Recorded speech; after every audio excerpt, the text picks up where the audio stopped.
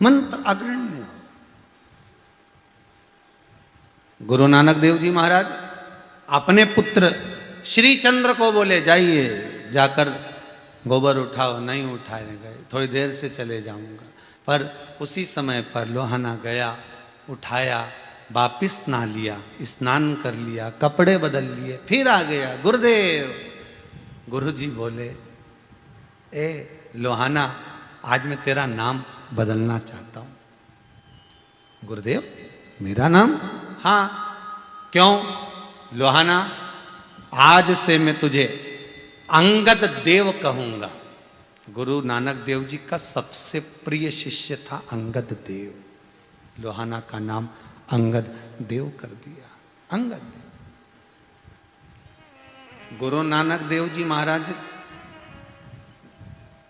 अपने पुत्र को कोई गादी नहीं दी। गुरु नानक देव जी महाराज ने अपने उस अंगद देव को गादी दे दी, पुत्र को नहीं दी। कई लोगों ने कहा ये आप गलत कर रहे हो, पुत्र को देना चाहिए। तो क्या पुत्र उस हिसाब से भी तो रहे। माता पिता तो अपने बेटे को जिस दिन बेटे की शादी करे ना उस दिन पूरी चाबी दे दे, पर लक्षण तो दिखे, पहले समझ में तो आए कि सही साठ है कि नहीं है। नहीं तो मालूम पड़े दे दे, अपने को देना तो आज नहीं तो कल देना। बोलो सही है कि गलत है? जितने टीवी पर कथा सुन रहे हो, आज चाबी नहीं दोगे, बाद में दोगे, बाद में नहीं दोगे तो मरने के बाद दोगे, देना तो पड़ेगी। कौन सा तुम बांध के ले जाने वाले?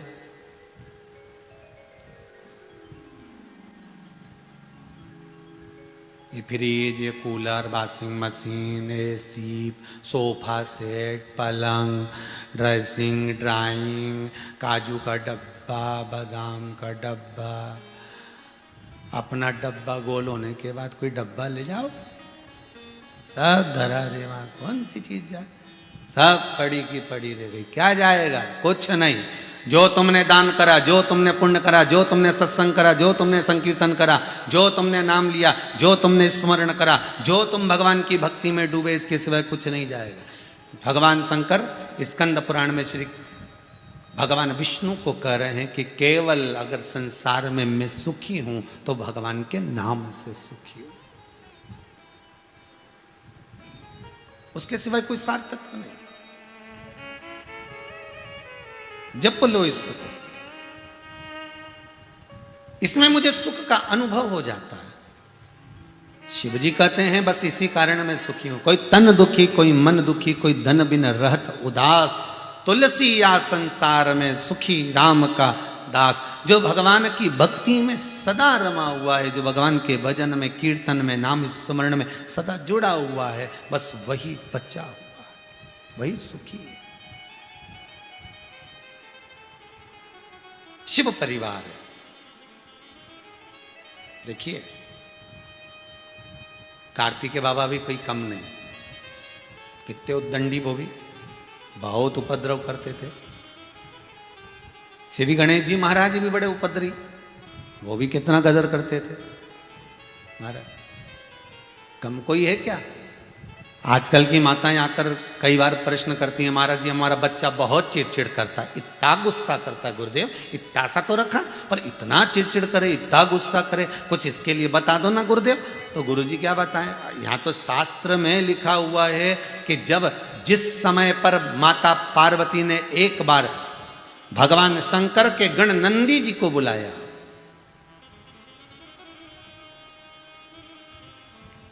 ए नंदी इधर आओ। नंदी बोले हाँ माता जी। बोलिए क्या आज्ञा है? नंदी जरा जाकर हमारे लिए थोड़ा सा काम कर कर आओगे क्या? नंदी बोले माँ जाने को तो चले जाता, पर अभी पिताजी का थोड़ा सा भगवान का थोड़ी सेवा रह गई है, वो और कर दूं फिर मैं चले जाऊंगा। क्योंकि नंदी शिव का गुण है, वो भगवान शंकर की आज्ञा बिना कहीं नहीं जा सकता। शिव जैसी आज्ञा करेंगे वैसी ही वो मानेगा। नहीं अभी जाता हूं, थोड़ी देर में बस सेवा करा, अभी जाता हूं। इतने में माता इंतजार करती रही, नंदी आएगा, नंदी आएगा, पर नंदी आया ही नहीं। एक बात अपनी जिंदगी में हमेशा याद रखना, विष दे दो पर विश्वासघात मत करो। बोल दिया आएगा आएगा आएगा, पता नहीं कब आएगा।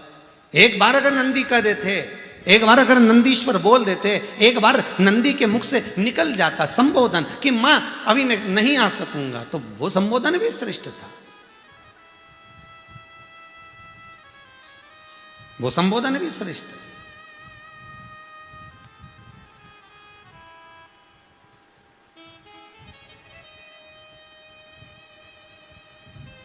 बस नंदी गए, आए नहीं, माता को क्रोध आ गया और माता उसी समय पर अपनी सखियों से बोली कि मेरे तन पर उपटन लगाओ। तन पर उपटन लगाया। माता उपटन लगाकर स्नान करने के लिए जाती हैं। तन के उपटन को मां जगज्जननी जगदम्बा ने निकालकर एक पुतला तैयार करा। सखी ने कहा कितना सुंदर पुतला लग रहा है, पर इसमें अगर प्राण आ जाए तो इसमें क्या देरी है। और माता ने हाथ में जल लिया, जल लेकर उस पुतले में प्राण दिए। प्राण आते से ही वो बालक प्रकट हो गया, उसका नाम विनायक हो गया। क्या नाम पड़ा? विनायक। पहरेदारी के लिए लगा दिया, किसी को अंदर मत आने देना। सबसे पहले नंदी पहुंचा। नंदी ने जाकर उस बालक को देखा, कौन है रे तू? बालक कहता है मैं अपनी माता का पुत्र हूं, मेरा नाम विनायक है। अच्छा, यहां क्या कर रहा है?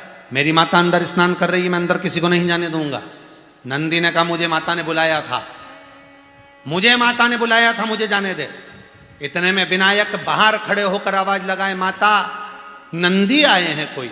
और नंदी आकर करें कि माता आपने बुलाया था। इतने में माता का क्रोध और बढ़ गया कि गजब नंदी, कब बुलाया था और तू कब आ रहा है? कब बुलाया और तू कब आ रहा है?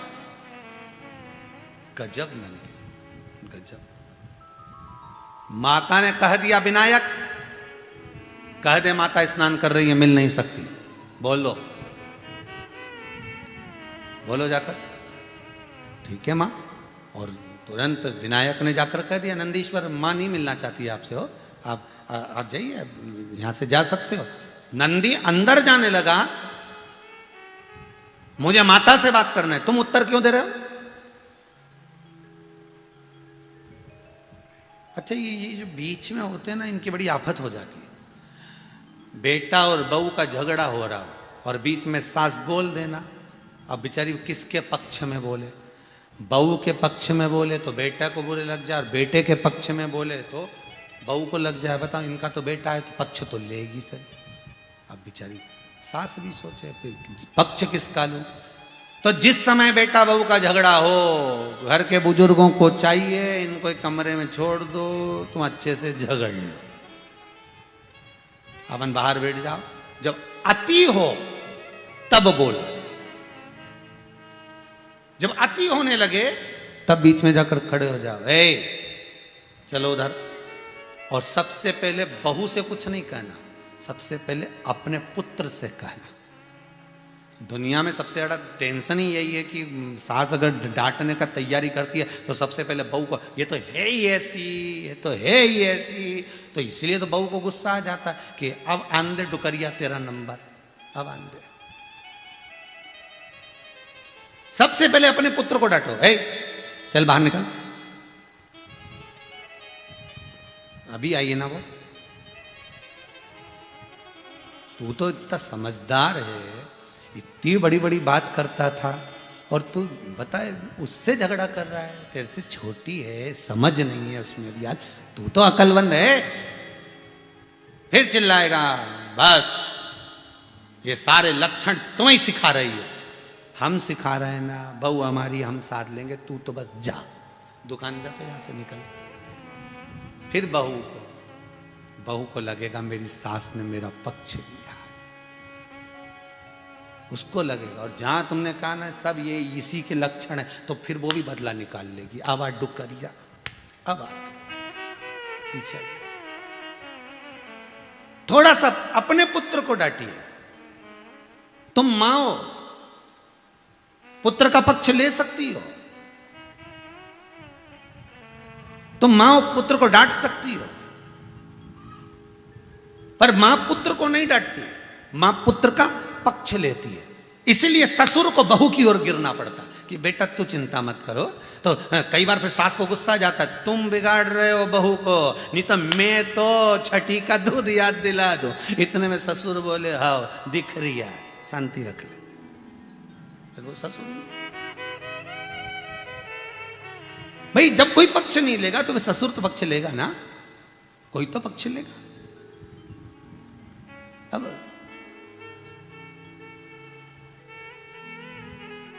कहा नंदीश्वर बोल रहे हैं हमें माता से मिलना, मां नहीं मिलना चाहती, नहीं। माता ने कह दिया बोल दीजिए हमें नहीं मिलना है, हमारा काम हो गया है, नंदीश्वर को बोल दो। नंदीश्वर बोले हम माता के मुख से सुनना चाहते हैं। विनायक बोले बाहर निकलते हो कि नहीं निकलते हो, चलो बाहर निकलो यहां से। और विनायक ने जैसे ही बाहर निकलना चाहा नंदी को, नंदी जैसे ही बाहर गए, नंदी को इतना क्रोध आया, नंदी जाकर शंकर जी के पास पहुंच गए। भोलेनाथ भोलेनाथ भोलेनाथ, शंकर जी तो भोले थे ही क्योंकि भोले के नाथ। तो शिव जी ने पूछा हुआ क्या? ना जाने गुफा में कोई एक बालक अंदर प्रवेश कर गया है, इतना जिद्दी, इतना उद्दंडी, सुनने कोई तैयार नहीं, हमें अंदर नहीं जान दिया। हमको तो लगता है अगर तुम भी चले गए तो आपको भी कोई अंदर नहीं जान देगा। बस इतने में तो आग बबूला, शंकर भगवान पहुंच गए। शिव जी गुनगुनाते हुए अलमस्त होते हुए बड़े प्रेम से चले, बड़े प्रेम से, और बड़े प्रेमवश शंकर जी दरवाजे पर पहुंचे। वहीं पर बैठे थे विनायक। कौन हो? अंदर जाने दे। तुम कौन हो? हम विनायक। किसके पुत्र? हमारी माता के। माता कौन? नाम नहीं मालूम। कहाँ है माता तुम्हारी? अंदर स्नान कर रही है। हटो यहां से, अंदर जाने दो। नहीं, हम तुम्हें नहीं जाने देंगे, हम तुम्हें अंदर नहीं जाने देंगे। बालक तो मुझे जानता नहीं है, तो मुझे पहचानता नहीं है, समझा रहा हूं बालक तेरे को, अभी मालूम पड़े तेरे प्राण चले जाए ऐसा काम मत कर। इतने में विनायक बोले छोटा बच्चा देखकर आंख मत दिखाना बाबा, है? तुम सोचते हो कि हम डर जाएंगे, हम कोई डरने वरने वाले नहीं है, हम कहीं नहीं डरे, समझा रहे हैं हम आपको। विनायक हटो। विनायक नहीं हटे। क्रोध आ गया बाबा को, उन्होंने त्रिशूल उठाया, शीश काट दिया। कटा हुआ शीश माता की गोद में जाकर गिर गया।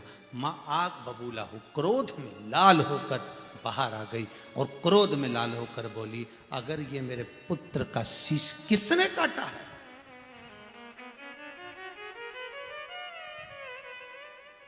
कौन है जिसने मेरे पुत्र का शीश काटा? पार्वती आपका पुत्र? हाँ, ये मेरा पुत्र है। नंदी ने मेरा कहना नहीं माना, इसलिए मैंने पुत्र को प्रकट किया।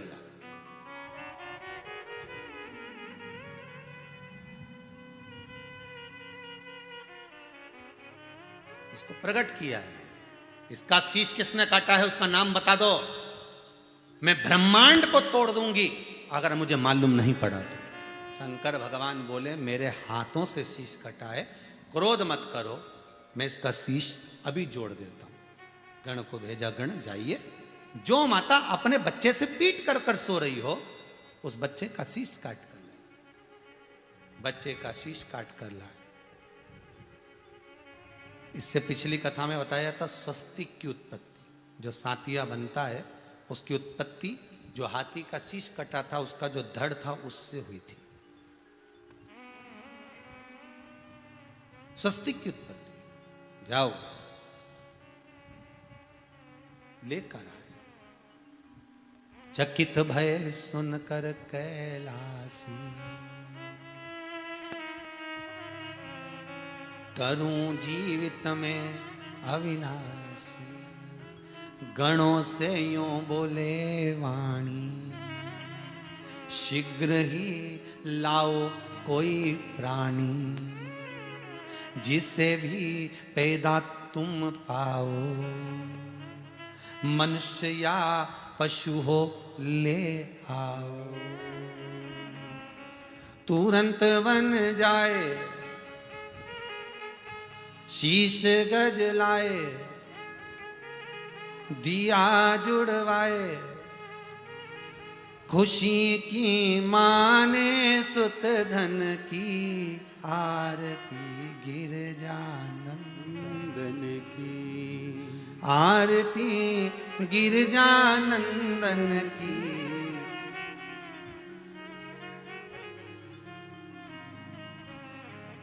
भगवान लाइए, गए, दौड़े, लाकर शीश दिया, जोड़ दिया।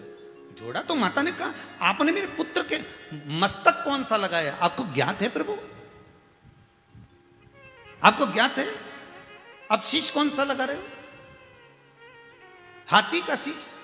भगवान बोले जो मिल गया वो लगा दिया, चिंता मत कर, कभी अपना ही तो हाथ है और अपना ही ऑपरेशन है, कभी भी चेंज कर सकते हैं, उसमें टेंशन मत ले तू। हो जो लगा दिया वो लगा दिया, हो लगा दिया, ठीक है।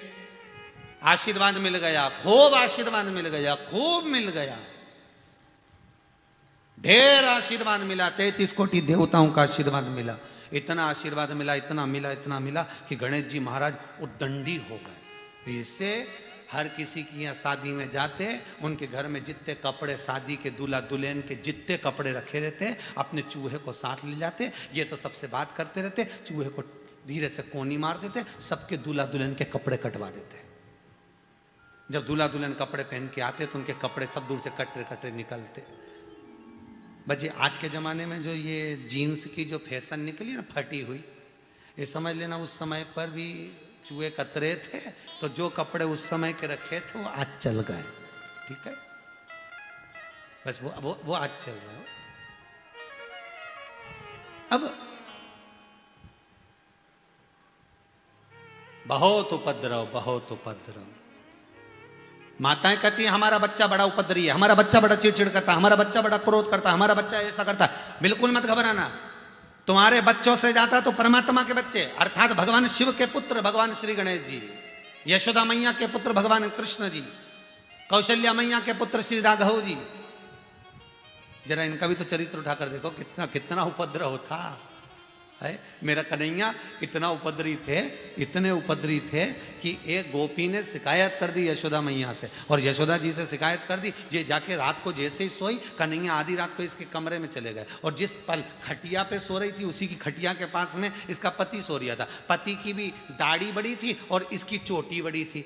अब कन्हैया ने भी क्या करा, मैया ने जो चावल बनाए थे उसका जो माड़ था ना, चावल का पानी, उसको निकाल के लोटे में धर लिया, और जाके इसकी पकड़ी चोटी, इसका पकड़ा दाढ़ी का भाग, और दोनों में चावल का माड़ लगाकर चिपका दिया। ले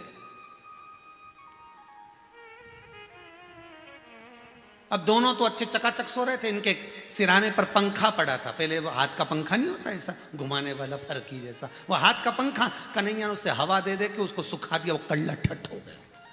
अब पत्नी जैसी चोटी इधर करे तो बाबा की दाढ़ी उधर खींचा, अब बाबा उधर करे तो इधर से चोटी खींचाए। अब दोनों में आधी रात को हो गया झगड़ा भयंकर, तो कि तुम मेरे बाल खींच रहे, वो कि तुम मेरी दाढ़ी खींच रहे। दोनों झगड़ा करे तो मालूम पड़ा वो चावल के माड़ से चिपका। अब दोनों ने विचार करा ये अंदर आया कौन था, तब समझ में आया पलंग के पास में बंसी पड़ी थी, पहचान में आ गया। यशोदा जी के पास दौड़ के गए, आधी रात को तुम्हारे पुत्र ने हमको बांध दी, क्या उपद्रव करेगा।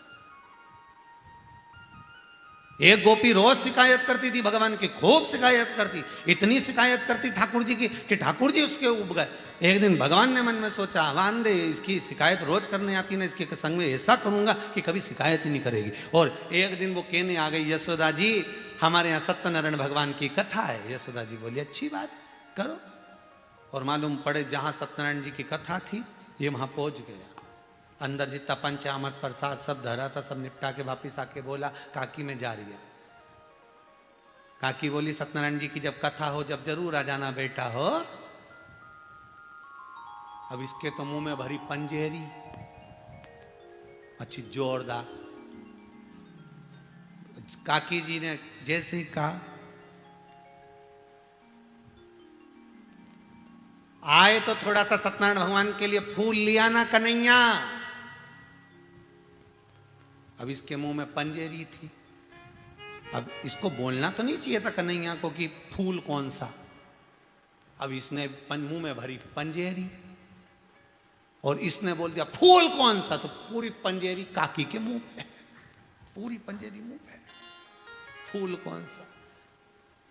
हमेशा शास्त्र कहता है अगर कोई प्रसाद खा रहा हो तो कभी उससे बात नहीं करना चाहिए। क्या पता उसके मुंह में पंजेरी भरी हो, खोपरा शक्कर भरा हो, और जैसे तुमने नाम पूछा क्या नाम, और बोलते फूलचंद, पूरी फूलचंद निकल जा, क्या मतलब। अब कन्हैया उपद्री थे, श्री गणेश जी महाराज भी बड़े उपद्री थे। अपने को लगता है कि गणेश जी महाराज बड़े निर्मल, बड़े सीधे, बड़े साधारण, बड़े सहज, परंतु ऐसा थोड़ी ना था। गणेश जी महाराज भी बालक थे तो इतने उपद्री, इतने उपद्री। एक बार माता पार्वती जी ने श्री गणेश जी महाराज को बुलाया, देखा इसमें उपद्रव बहुत है, तब माता पार्वती जी ने कृतिकाओं को आमंत्रित करा।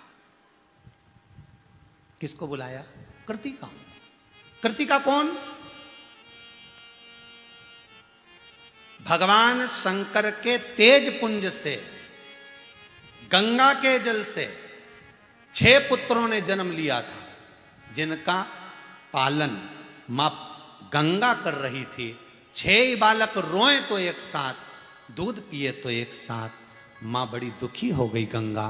तब गंगा मैया ने संतों की पत्नी कृतिकाओं को बुलाया, ऋषियों की पत्नी कृतिकाओं को बुलाया और कृतिकाओं से कहा इन 6 पुत्रों का पालन आपको करना है। तब कृतिकाओं ने पालन किया तो बालक रोए तो एक साथ, दूध पिए तो एक साथ। कृतिकाएं भी परेशान हो गई, ऋषियों की पत्नी परेशान हो गई।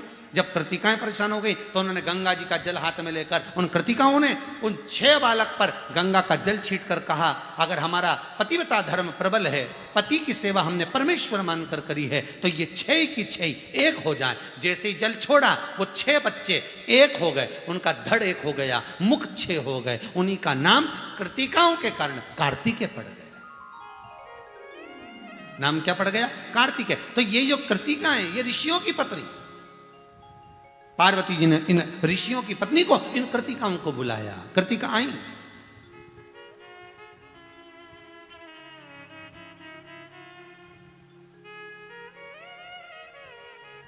कृतिका पहुंच रही।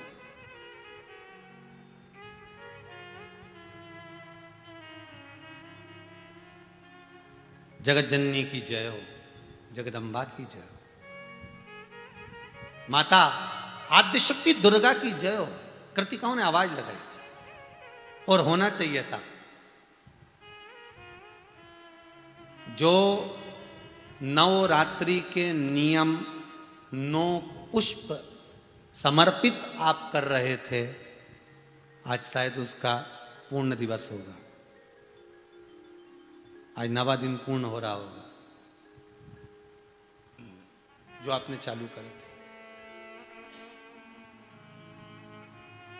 आज 81 फूल आपने देवाधिदेव महादेव को समर्पित करे होंगे। जो वाल्मीकि बाबा के कहने पर माता जानकी जी ने, माता सीता जी ने राम जी का दर्शन करने के लिए, प्रेम आनंद को बढ़ाने के लिए जो नियम धारण करे थे, वो नियम आपने भी धारण करे।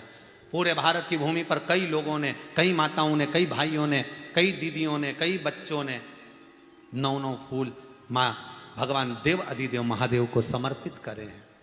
मेरा विश्वास है जैसे माँ जगत जननी जगदम्बा माता जानकी का मनोरथ पूर्ण हुआ था, आज आपका भी मनोरथ पूर्ण हो रहा है। मेरा महादेव आपकी मन की जो कामना है, मनोकामना है, देवाधिदेव महादेव पूर्ण करे। यही देवाधिदेव महादेव से विनय है, निवेदन। यही देवाधिदेव महादेव से निवेदन।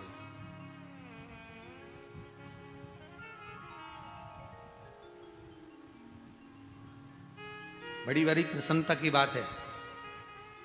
फूल वालों की दुकान पर जब लोग 9 फूल लेने जा रहे थे ना, तो फूल वाले भी कह रहे थे क्यों भैया सियोर वाला महाराज ने बताया कहा। जितने फूल वालों के जाओ ना फूल लेने के लिए तो लोग पूछ लेते क्यों वो सियोर वाले पंडित जी मिश्रा जी बोले क्या शिव महापुराण में है।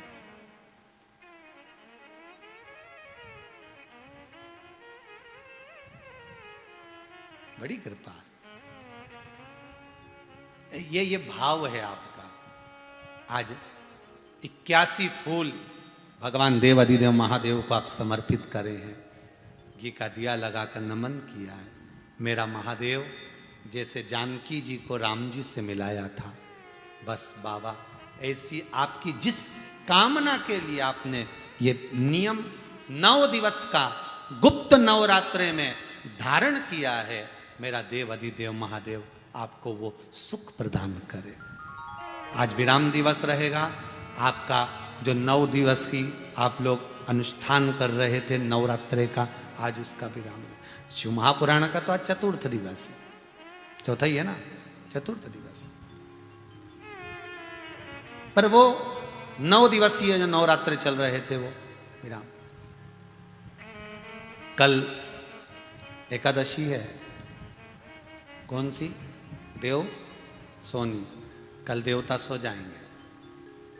पर कितनी आश्चर्य की बात है ना, लोग कहते हैं देव सोनी एकादशी मतलब देवता सो जाएंगे, पर शास्त्र कहता है, ब्रह्मवेत्ता पुराण में लिखा है कि ब्रह्मा जी को एक क्षण की पलक झपकी थी और वेद हाथ से खसक गए थे, पूरी पृथ्वी जल में मग्न हो गई थी। जब एक पलक ब्रह्मा जी झपक लिए, केवल पलक झपके, तो पूरी पृथ्वी पानी में डूब गई। और अपन कह रहे देव सोनी एकादशी पे देवता सोएंगे न, देव उठनी पे उठेंगे। 4 महीना अगर सो गया नहीं तो जितने अपन है नहीं सब ऊपर मिलेंगे। वो सोता नहीं है, वो दिन रात जागता। बस एक लीला है भगवान की जो भगवान करते हैं। अपना कार्यभार, भगवान विष्णु अपना कार्यभार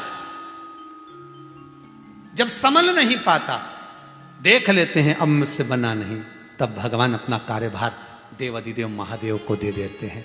कल ऑफिस में बही खाते पलटे जाएंगे। कौन से ऑफिस में? वो ऊपर वाले। कल भगवान विष्णु अपने सारे खाते शंकर जी को देंगे। अब जितने सिग्नेचर चलेंगे वो किसके चलेंगे? चेकबुक पे बोलते जाओ जरा, शंकर जी के। तो 4 महीने में सबसे पहला महीना शंकर जी के हाथ में जो खाता आया, तो शिव जी ने कहा इसलिए देवता प्रसन्न होकर अमृत की वर्षा करते हैं, इसलिए सावन में पानी बड़ा गिरता है, शिव जी बड़े प्रसन्न रहते हैं। आज मेरा खाता, अब मेरे सिग्नेचर चालू है। इसलिए कहते पहले महीने में ही, सावन में ही शंकर जी की इतना रिझालो कि सिग्नेचर करके चेक अपना लगाते, तुरंत चेक पास, तुम पास। बस इसलिए सावन सबसे पहला, फिर भादो, फिर कुंवार, फिर कार्तिक, ये सब बात। पर पहले में ही अपन को शुरू में ही अगर बढ़िया जो खाना है ना, दुल्हन के हाथ से, साहब रबड़ी बना ला बेटा, जा रसगुल्ला बना ला, जा ये बना ला है, बाकी के फिर बाद में तो बनाएगी, बेवकूफ़ भी बना सकती है, कोई जरूरी है कि भजिया ही बनाएगी है? वो तो पर शुरू में जब मान सम्मान आनंद, तो शिव पहले बार में ही अगर आपको दे रहे हैं तो श्रावण का महीना का आनंद पाओ, श्रावण के महीने का सुख पाओ।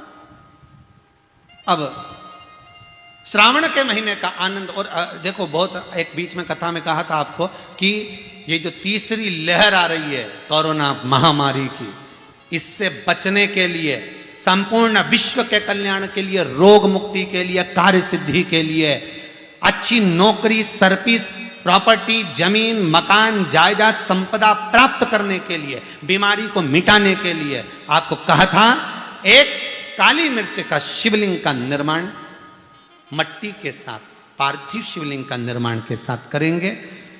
तो कई लोग पूछ रहे थे गुरुदेव कौन सी तारीख रखेंगे, तो आप याद रखना श्रावण महीने की शिवरात्रि। कौन सी? श्रावण महीना, हर महीने शिवरात्रि आती है, तो श्रावण महीने की शिवरात्रि के दिन भगवान का शिवलिंग का निर्माण कर प्रयास करेंगे। समय आपको कल की कथा में बताएंगे, कल परसों में, कि कितनी बजे उसका लाइव प्रसारण चलेगा। आप अपने अपने घरों में काली मिर्ची को मिट्टी में मिलाकर उसका शिवलिंग का निर्माण करेंगे।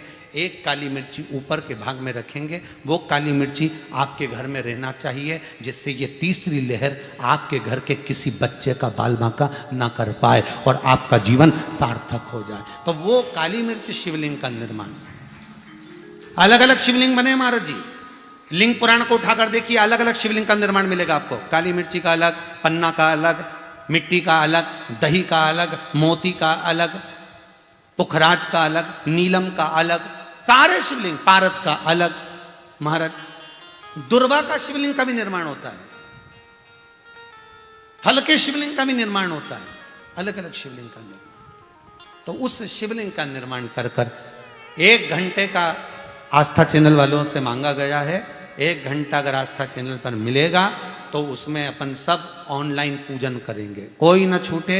आप भी अपने रिश्तेदारों को, नातेदारों को, कुटुंबियों को, और समय लेंगे रात्रि का, जिससे सब फ्री होकर आराम से रोटी मोटी सब खा खुआ के चकाचक बैठ के भगवान की पूजन करो, हमारे साथ में बैठकर शिव की आराधना करो, और बाबा महाकाल महादेव शिव शंकर का आशीर्वाद प्राप्त कर कर अपने को स्वस्थ रखो, मस्त रखो और जीवन में आनंदित रखो। और दिन को रहेगा कौन सा? श्रावण महीने की शिवरात्रि, श्रावण की, शायद कितनी तारीख को पढ़ना है? 6 तारीख को पढ़ना चाहिए, लगभग अगस्त में पढ़ना चाहिए। देखेंगे तारीख, कल बताएंगे कौन सी तारीख। अवश्य करें शिव का स्मरण, छूटे ना। एक घर में फोन कर कर बोल दो, ये मौका नहीं मिलने वाला, बार बार नहीं मिलेगा। पुण्यता है, आनंद। श्री कृतिकाओं को बुलाया गया, आप आओ कृतिकाओं। कृतिका आई, बोलिए क्या बात है? कृतिकाओं ने पूछा, बात क्या? कृतिकाओं ने जब पूछा तो कहा, विनायक बहुत उपद्री हो गए हैं श्री गणेश जी महाराज, आप थोड़ी सी सीख दीजिए, जैसे आपने कार्तिकेय को समझाया ऐसा इनको समझा दीजिए। कृतिकाएं साथ में मां जगत जननी जगदम्बा के पावन चरणों का स्मरण कर रही, पावन चरणों का स्मरण। हे मां, हम श्री गणेश जी महाराज को नहीं समझा सकते, कृतिकाएं करेंगे, हम गणेश जी को नहीं समझा सकते।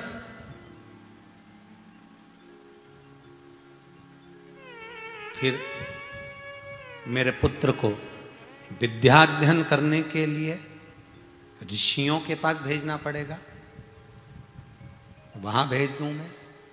कृतिकाओं ने कहा भले भेज दीजिए, मना नहीं। गणेश जी गए विद्याध्ययन करने के लिए इन कृतिकाओं के पतियों के पास। देखिएगा गणेश जी महाराज के गुरु कौन थे, उसका स्मरण करिए। आपकी जिंदगी का शायद जीवन में आपने कभी नेट पर, कभी किताबों में, कभी किसी रूप में सर्च करा कि नहीं करा, पता नहीं। कि आप तो दुनिया की चीजें सर्च करते रहते हो, ये क्या है वो क्या है, परंतु आज तक किसी के दिल में ये नहीं आया होगा कि गणेश जी के गुरु को मैं सर्च करूं कि वो है कौन, आके किताब में से ढूंढ कर लाऊं कि गुरु कौन है आखिर गणेश जी महाराज का, कौन है। कृतिकाओं के कहने पर माता पार्वती ने कहा, आप अगर मेरे पुत्र को ज्ञान नहीं दे सकते, आप मेरे पुत्र को अगर विद्वान नहीं बना सकते, तो मैं किसके पास जाऊं। तो कृतिकाओं के कहने पर मां जगत जननी, कृतिकाएं कहती हैं, आप कहती हो कि ऋषियों के पास जाएं, तो आप ऋषियों के पास चल जाओ। मां पार्वती अपने विनायक को लेकर, अपने गणेश जी को लेकर चली, चल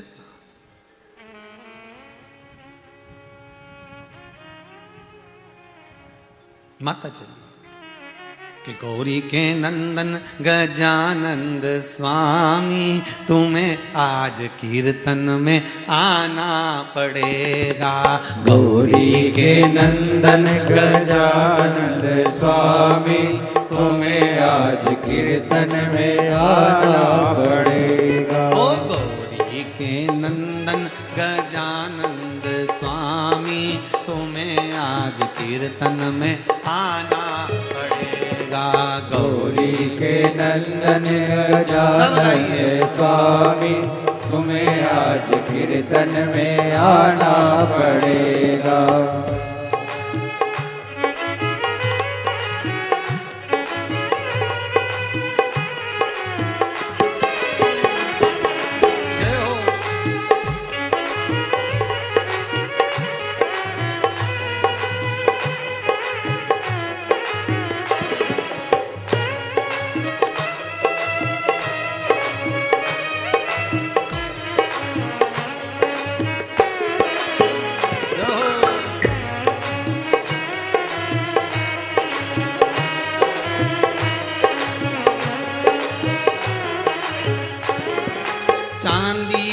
चौकी पे आसन लगाया, चांदी की चौकी पे आसन लग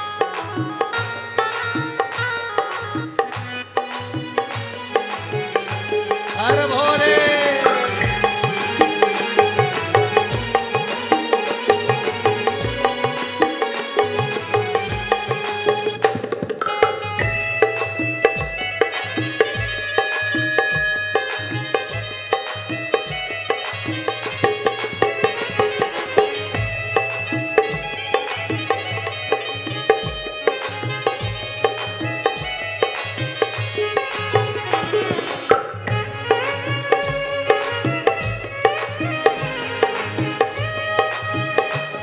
जय हो।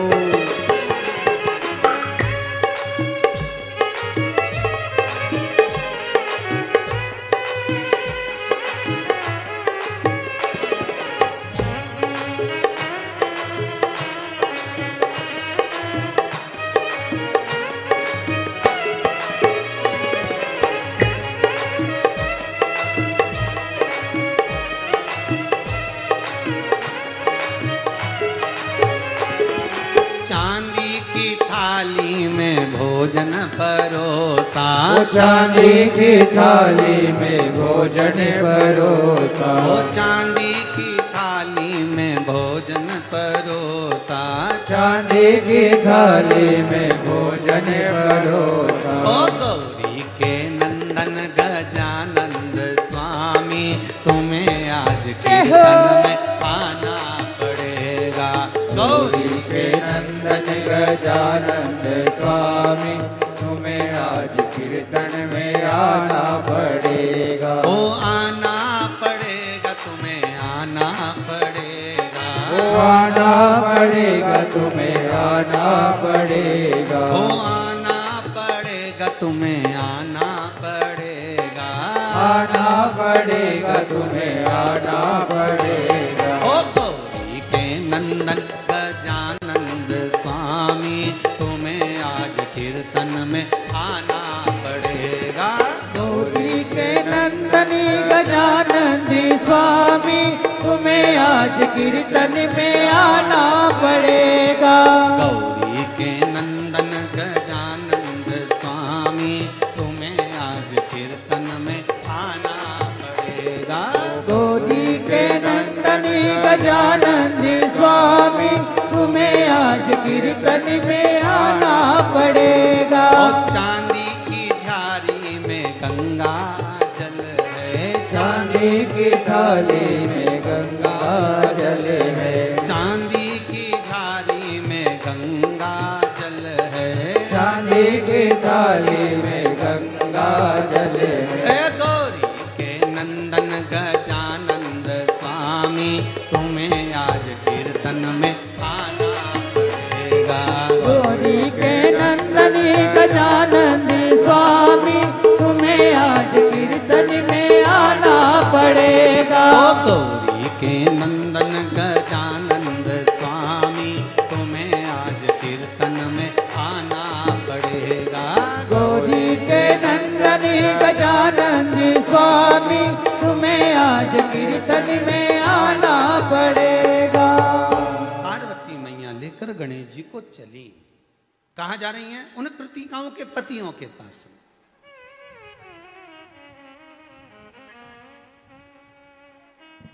अब गुरु को ढूंढो, फिर कहेंगे बार बार। 50 बार विचार करो तब गुरु मंत्र लो। 50 बार विचार करो।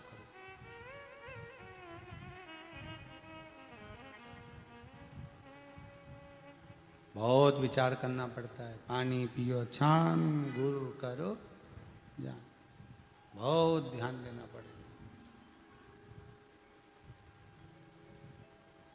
तब जाइए। चली, पहले कृतिकाओं को बुलाया गया, आप इनके गुरु बन जाओ। बड़ा मुश्किल है। ऋषियों के पास पहुंचे। गुरुदेव, मेरा पुत्र है श्री गणेश, इसको आप 6 ऋषि, 7 ऋषि, आप इसको पढ़ा दो, इसको विद्वान बना दो। अब ऋषियों ने कहा ठीक है, दिक्कत क्या है, इतने शिष्य पढ़ रहे हैं तो इसको भी पढ़ाएंगे, भेज दो। कब से ट्यूशन चालू होगा, कब से स्कूल चालू होगा? बस गणेश जी महाराज को आप जब भेजोगे, जब हम चालू कर देंगे। इन्होंने गणेश जी को भेजा। सुबह तो पार्वती जी इनको छोड़ के आई, शाम को 7 ऋषि इनको पकड़ के वापिस छोड़ गए। कोई कोई बच्चे के साथ ऐसा होता है, माँ इसको कूट के बेग अपने हाथ में ऐसा बेग टांगे छोड़ा, पर माँ टांगी यहाँ, और इसको पकड़ के टामटोली करके लेके बड़ी मुश्किल से तो स्कूल पहुंची। टीचर को संभाला, बैग दिया, सब काम समझा दिया, टिफिन भी दे दिया और समझा भी दिया। खूब रोया, टीचर ने इसको पकड़ भी लिया। मालूम पड़े स्कूल था 5 बजे का, 12 बजे ही स्कूल वाले घर पहुंच गए। मैडम मैडम, अभी तक ये मैडम कहती थी, टीचर मैडम, अब वो आके कह रहा मैडम इसको वापस रख लो, हमें नहीं चाहिए।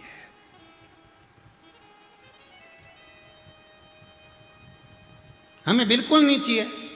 अब छोड़ कर आई थी पार्वती मैया बड़े शौक में, मैंने तो ये वाले स्कूल में डाला, इतना जोरदार, पूरा फार्म वाम भर के, वहां तो 6 7 7 टीचर, एक नहीं संभालेगा दूसरा संभालेगा, दूसरा नहीं संभालेगा तीसरा संभालेगा, पर वहां तो 7 थे। आए तो 14 वापिस, छोड़ने कितने आए? 14। उनकी धर्म पत्नियां भी आई, और कैसे आई वो समझने वाली बात है।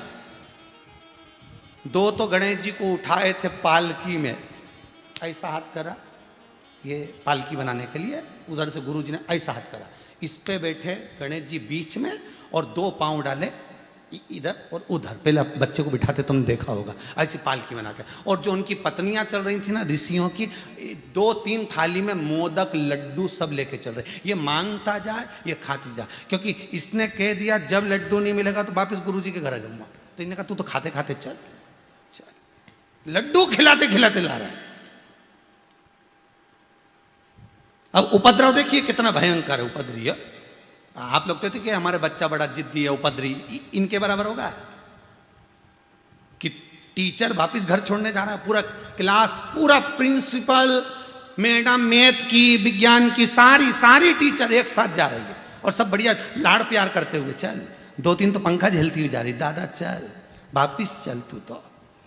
और जैसे ही पार्वती मैया रसोई घर में काम कर रही थी, भोजन बना रही थी, आकड़िया की रोटी बनाई, काकड़िया की साग, पर से माता पार्वती जी और पावे भोला नाथ। भोलेनाथ जी पा रहे थे, पार्वती बना बना कर देती जा रही थी। अब इतने में गणेश जी महाराज जैसे ही पहुंचे,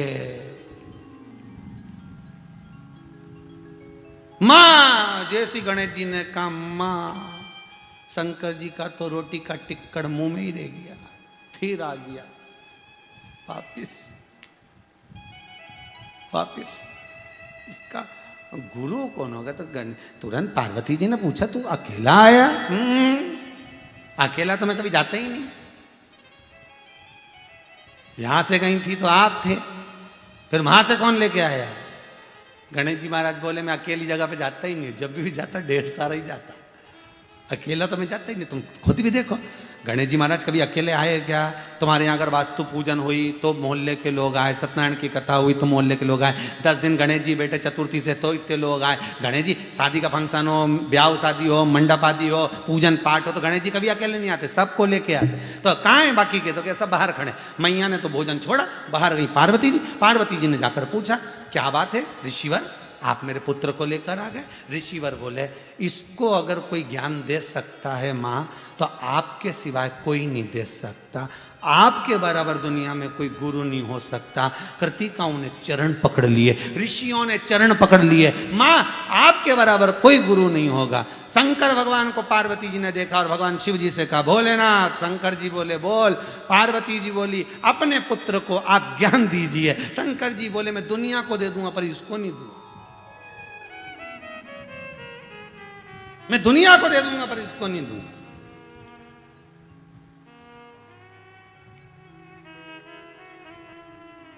शंकर जी ने पूछा,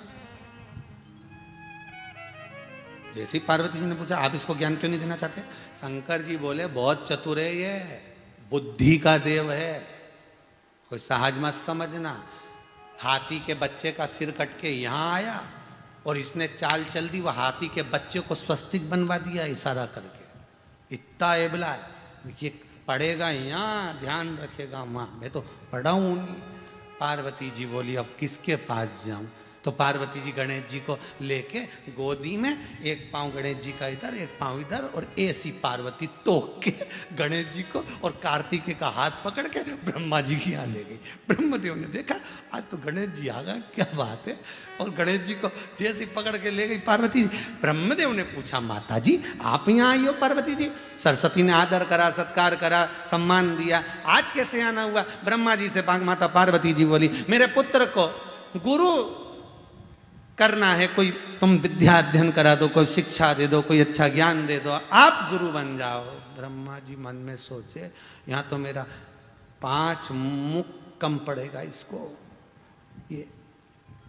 इसको पढ़ाना मतलब बहुत भारी काम है। सरस्वती मैया से कहा सरस्वती तू तो मेरी बेस्ट फ्रेंड है, तू मेरी सहेली है।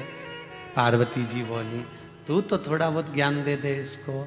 सरस्वती जी बोली एक बार मैं तेरे को देखी थी, तूने एक बार पहले भी कहा था कि मेरे गणेश जी को ज्ञान दे दे, ज्ञान दे दे। मैंने सोचा चलो इसको ज्ञान दे दूं। मैं खुद इसके सिर पे आके ऐसी मंडराने लगी। सरस्वती तो ऐसी रहती है, बुद्धि के ऊपर आकर घूमती है कि इसकी बुद्धि पलट जाए। मैं जैसी ऐसी ऐसी मंडरा रही थी, इसने सूंड से मुझे पकड़ के अंदर धर लिया। रहने दे भाई, छोड़, मैं ऐसा ज्ञान नहीं दूं कि इसके पेट में जाके बैठ जाऊं। रहने दे तू।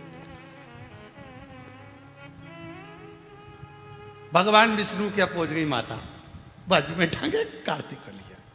भगवान विष्णु क्या जैसी पहुंची तो जय विजय ने जो देखा, जय विजय ने इनसे कहना पड़ता था, जय विजय से दरवाजे के द्वारपालों से कहना पड़ता था जाकर कहो पार्वती जी आई है, जाकर कहो नारद जी आए, जाकर कहो ये आए। जैसे ही जय विजय ने देखा अंदर जाके सीधे पूछे ही नहीं कौन आया, सीधे अंदर जाके बोलिया है प्रभु नारायण नारायण नारायण। नारायण जी ने पूछा क्या हुआ? मेरे भोले तेरी नौकरी सबसे बढ़िया है, सबसे खरी, तेरे दरवाजे की चाकरी सबसे बढ़िया है, सबसे खरी। मेरी किस्मत का जब गुल खिला तब जा कर के ये दर मिला। बड़ी किस्मत चाहिए शिव महापुराण तक पहुंचने के लिए।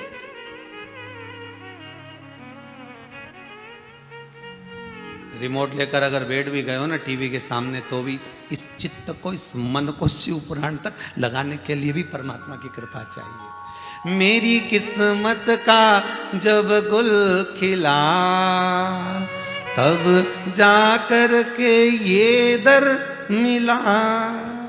मिल गई मुझको चौखट तेरी सबसे बढ़िया है, सबसे खरी। भोले बाबा तेरी नौकरी सबसे बढ़िया है, सबसे खरी। पहले कथा में कहा था माला माल बनना चाहते हो, दुनिया के लोगों को अगर माला माल बनना है तो सबसे पहले माला माल को आप बनने के लिए, माला माल अगर बनना चाहते हो तो पहले कॉपी पे लिखो। क्या लिखोगे? जम के बोलो। पेन से लिखना है माला माल। क्या लिखना है? माला माल बनने के लिए सबसे पहला काम क्या करना है? कॉपी पे लिखो माला माल। बस एक पेज पर, एक पृष्ठ पर लिख लीजिए माला माल, और उसको फिर आधा आधा काट दीजिए तो आधा आएगा माला, आधा आप लोग बोलो माल। पहले आ गया माला, फिर आया माल। शिव महापुराण की कथा में यही शंकर कह रहे हैं, जिसने माला को पकड़ लिया, राम कृष्ण शिव भजन कीर्तन कर लिया, माला अगर पकड़ ली तो माल तो पीछे से भगवान खुद देकर जाएगा। और जिसने माल को पकड़ा तो ना वो माला का रहा ना वो माल का। माला माल बनने के लिए सबसे प्रथम तत्व है माला का स्मरण करना।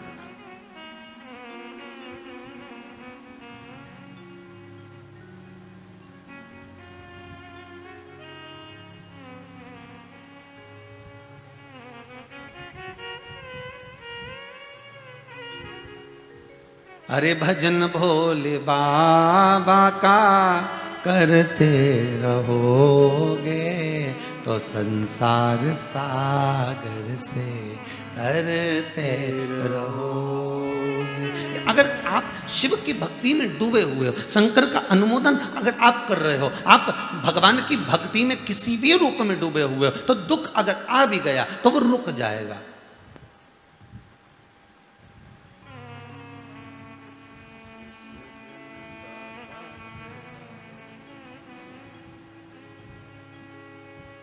कल किसी ने एक प्रश्न लिखकर भेजा है,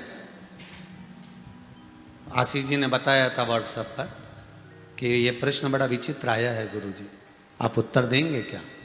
हमने कहा बताइए बेटा। तो आशीष जी बोले इस प्रश्न है कि गुरु तलवार होता है कि ढाल होता है? गुरु तलवार होता है कि ढाल होता है? आप उत्तर देंगे? तो सीधी सीधा उत्तर है, यहां तो सीधा सीधा है। जब काम ना चलता था तीर और कमानों से, विजय नटवर की होती थी बंसी की तानों से। गुरु को तलवार उठाने की जरूरत नहीं पड़ती, गुरु की तो वाणी ही तलवार का काम कर जाती है। एक विद्वान पत्रकार, एक विद्वान कवि, एक विद्वान पत्रकार, एक विद्वान कवि, एक विद्वान लेखक, एक विद्वान वक्ता, एक विद्वान गुरु, एक विद्वान शिक्षक, इनको तलवार उठाने की जरूरत नहीं है, इनकी कलम ही तलवार है।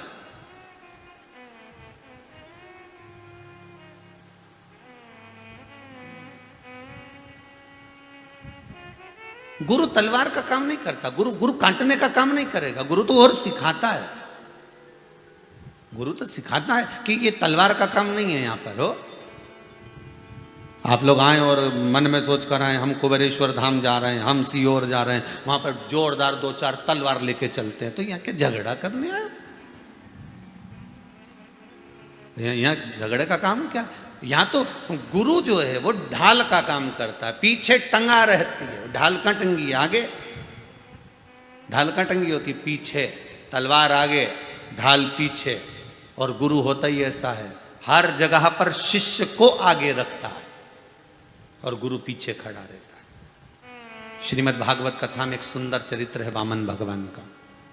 आप लोगों ने श्रीमद् भागवत कथा बहुत सुनी होगी, बहुत सुनी होगी श्रीमद् भागवत कथा। तो उसमें आपने सुना होगा जिस समय पर राजा बलि के दरवाजे पर वामन भगवान भिक्षा मांगने के लिए जा रहे हैं कि मुझे भिक्षा दे दीजिए 3 पग। राजा बलि दरवाजे पर खड़ा हुआ है, बोलो महाराज ब्राह्मण देवता मैं आपको क्या दूं? भिक्षा 3 पग, बस 3 पग। 3 पग में तुम सो नहीं सकते, 3 पग में तुम बैठ नहीं सकते, 3 पग में तुम भोजन नहीं कर सकते, 3 पग भूमि में तुम गाय नहीं बांध सकते, 3 पग भूमि का तुम करोगे क्या? तो वामन भगवान कहते हैं मुझे कुछ मतलब नहीं, तुम तो मुझे 3 पग भूमि बस दे दो।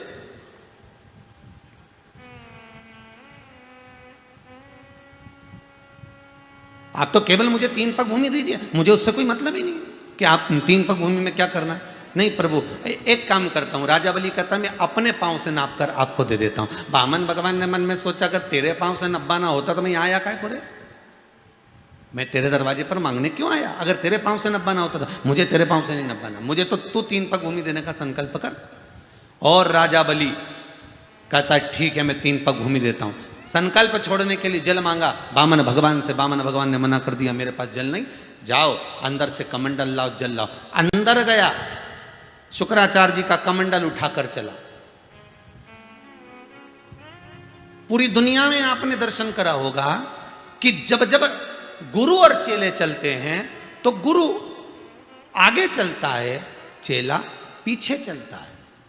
पर आज श्रीमद् भागवत कथा का दर्शन करोगे और उसमें वामन चरित्र को यदि आप पढ़ोगे, वामन चरणारविंद का उस रसास्वादन को आप करोगे, श्री वामन चरित्र का स्मरण करोगे, तो उसमें शुक्राचार्य जी पीछे चल रहे हैं और राजा बलि आगे चल रहा है। क्यों? क्योंकि दान करते समय, पुण्य करते समय, सत्कर्म करते समय और अपने शिष्य को आगे बढ़ाते समय गुरु चेले को आगे रखता है। इसलिए शुक्राचार्य जी पीछे, राजा बलि आगे। शुक्राचार्य जी कहाँ हैं? पीछे, राजा बलि आगे। जब दरवाजे पर पहुंचे और शुक्राचार्य जी ने देख लिया कि तो भगवान विष्णु है, तो शुक्राचार्य जी अब आगे आ गए। 1 पग भूमि मत देना इसको, ये ब्राह्मण का बालक नहीं है, ये त्रिकालदर्शी भगवान विष्णु है। बस ढाल का काम एक ही है, गुरु का काम एक ही है। जिस समय पर जब तक चेला, जब तक शिष्य रणभूमि में लड़ रहा है, जब तक शिष्य संसार सागर में जूझ रहा है, अग्रण्य है, पर उस शिष्य को याद रखना चाहिए युद्ध की भूमि में चतुरता की बहुत जरूरत होती है। संसार में गुरु की महत्वता की बहुत जरूरत होती है। आप संसार में जूझ रहे हो, लड़ रहे हो, इस संसार सागर में बड़ा कष्ट भोग रहे हो, बड़ी तकलीफें भोग रहे हो, तो तुम्हें ये याद होना चाहिए कि तुम्हारी पीठ के पीछे, तुम्हारी पीठ पर अगर कोई ढाल बनकर किसी का हाथ रखा है तो वो कोई सद्गुरु होगा। इसलिए कहते हैं गुरु का होना जरूरी, क्योंकि गुरु उस कवच को बनाकर चलता है, गुरु उस ढाल के रूप में चलता है कि सामने चेले के आना पड़ेगा, जब इसको दुख आएगा आना पड़ेगा।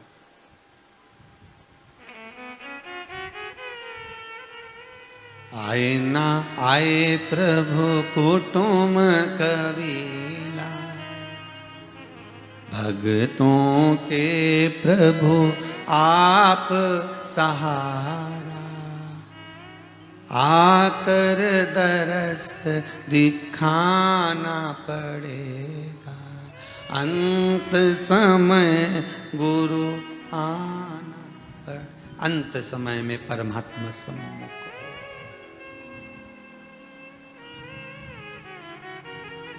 जब दुख आए, जब तकलीफ आए, जब कष्ट आए, जब रोग बढ़ जाए, जब तकलीफ बढ़ जाए, तब गुरु को याद करो, सम्मुख में गुरु आएगा।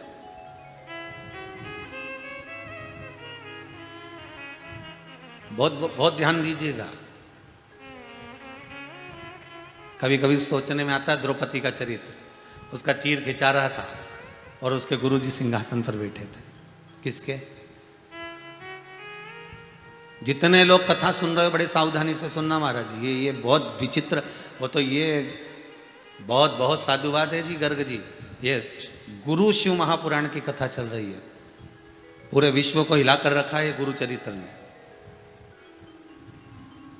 भारत की भूमि तो भूमि, विदेशों में भी लोग शिव महापुराण की इस गुरु चरित्र शिव महापुराण को ऐसे सुन रहे हैं कि क्या वर्णन करें। और ये मोबाइल पर तो ऐसी लाइन लगी, लोगों ने कथा का रस तत्व ऐसे ग्रहण कर रहे हैं। हमको कभी कभी आश्चर्य होता है कि गजब की 40-40 हजार, 30-30 हजार, 50-50 हजार लोग एक साथ मोबाइल पर शिव महापुराण का इस गुरु चरित्र को श्रवण कर रहे हैं। मैं नमन करता हूं आपकी भक्ति को साहब। जितने मोबाइल पर, टीवी पर सुन रहे हैं, आपकी भक्ति को नमन करता हूं। विदेशों में जितने सुन रहे हैं, आज वो कनाडा से बच्ची बोल रही थी, गुरुदेव बड़ी कृपा करी, बड़ी दया है, दिन में नहीं सुन पाती, रात को सुनती हूं, पर कथा सुने बगैर मेरा चित्त नहीं लगता। वो कनाडा में कथा सुने। तो हमने पूछा क्यों आई हो यहाँ पर, तो कहा गुरुदेव 10 वर्ष तक संतान नहीं थी, शंकर जी की कथा सुनी, उपाय करा, 10 वर्ष के बाद मेरे यहाँ पुत्र हो गया, उसको धोख लगवाने। तो ये प्रेम है, ये आनंद है, ये चित्तवृत्ति है आपकी, ये भाव है। मैं नमन करता हूं आपकी भक्ति को, गुरु भक्ति को। आप जो श्रवण कर रहे हैं उस भक्ति को मैं नमन करता हूं। इतना उत्साह आपके बीच में कि व्हाट्सएप पर आपने लिख लिख के डाला है, गणेश जी के गुरु ये, गणेश जी के गुरु ये, गणेश जी के गुरु ये, गणेश जी के गुरु ये, इतने मैसेज करे, गजब। और कम से कम खुशी इस बात की है कि आप गणेश जी के पीछे तो पड़े, प्रसन्नता तो इस बात की है ना। रामकृष्ण परमहंस जी एक बार वृंदावन में आ गए, मथुरा के रेलवे स्टेशन पे उतर रहे, तो रामकृष्ण परमहंस जी मथुरा के रेलवे स्टेशन पे उतरे तो उल्टे उतरे, पांव के बल नहीं उतरे थे, सिर के बल उतरे।